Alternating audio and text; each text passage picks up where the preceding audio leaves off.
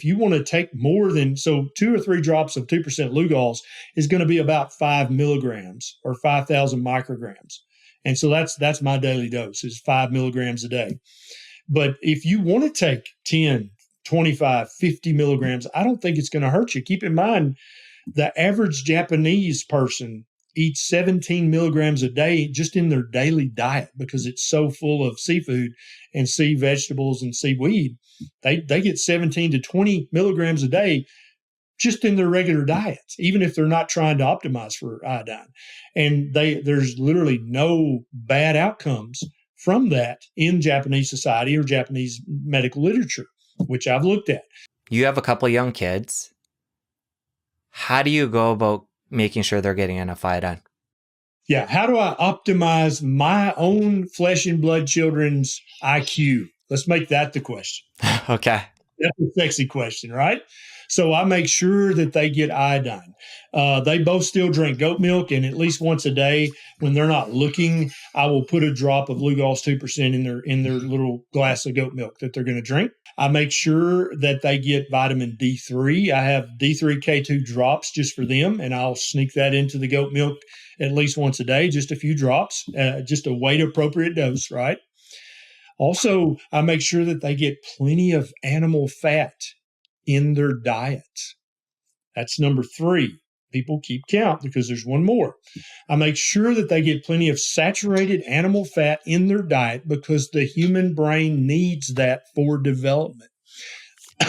I was talking to a guy and he said, because I was telling him about carnivore, and he said, my grandmother, when I was a little kid, she would, when there was a new baby in the family, I remember I caught her, she would sneak with a little piece of pork fat or a little piece of beef fat, and she would put that in the baby's mouth.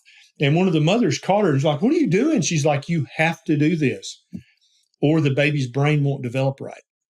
Now, okay, that's just one anecdote, one grandmama somewhere in Tennessee, right?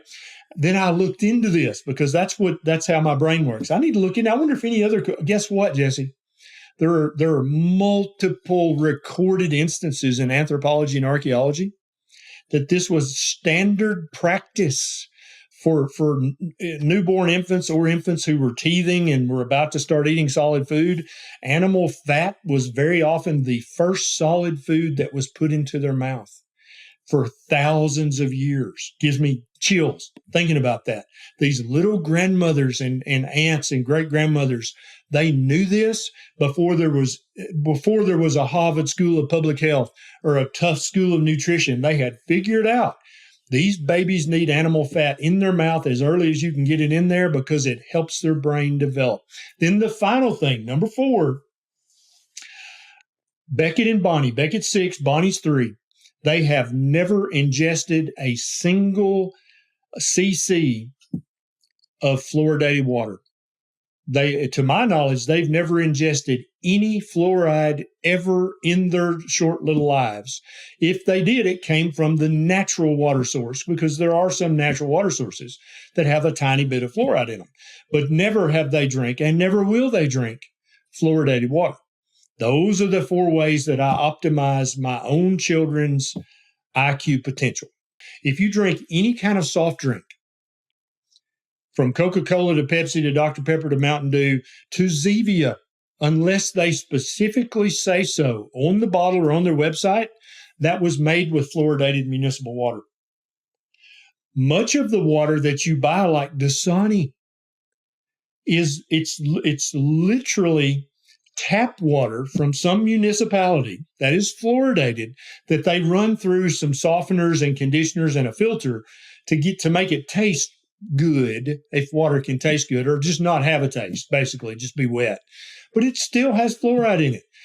The majority of fruit juices that you buy at the supermarket is reconstituted with fluoridated water. All of the pre-prepared food that has any water added to it that you buy either frozen or fresh at a supermarket was made with fluoridated water. So a lot of people think, oh, no, we buy, bottled water, it's probably fluoridated. Unless it specifically says on the label or their website that it's fluoride-free, it's not fluoride-free. we've got an iodine receptor in the human body, either on my skin cell or on my thyroid cell, right? The problem with just thinking of if I get enough iodine, it's going to shield my receptors, is that fluoride has a 20x higher affinity for that receptor than iodine. And so literally fluoride can knock iodine out of the receptor and occupy the receptor. 20x. And in some cases, in some special situations, it can be 100x more affinity. And chlorine on average is anywhere from 3 to 10x. So it can also knock the iodine out, right? So that's why I would much prefer that you eliminate your fluoride exposure and minimize your chlorine exposure and get a decent supply of iodine in your diet. Because now, if you're eating the standard American diet, everything you drink's fluoridated, then 2 to 3 milligrams, like I get, of iodine, it's probably not enough. And I think, in fact, Dr. Brownstein and Dr. Bright, the majority of people they deal with, they're assuming that they're drinking fluoridated water. And that's why they're recommending these much higher doses of iodine to try to basically overwhelm and keep the fluoride and chloride out of that receptor by overwhelming that receptor with so much iodine that just odds are it's going to be iodine that adheres, not fluoride or chlorine. And I respect that, because if you're not teaching people get the fluoride out of your mouth and minimize the chlorine exposure, then they probably do need higher doses of iodine.